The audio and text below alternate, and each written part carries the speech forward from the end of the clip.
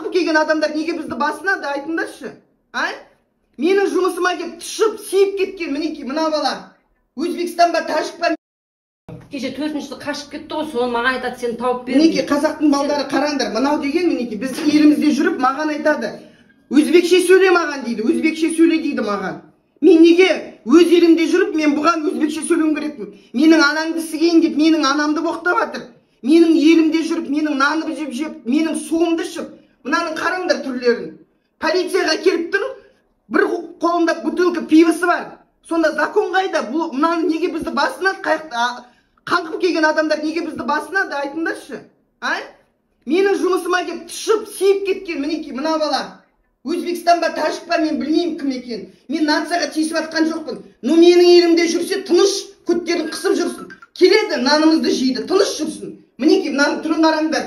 Отыр наглый морда. Кешеден бері мас, әлі мас. Ол сонда деген түнімен ішкен ғой тағы да. Оңбаған, мінекей қараңдар. Осының бәрін қазір Фейсбукқа жібер.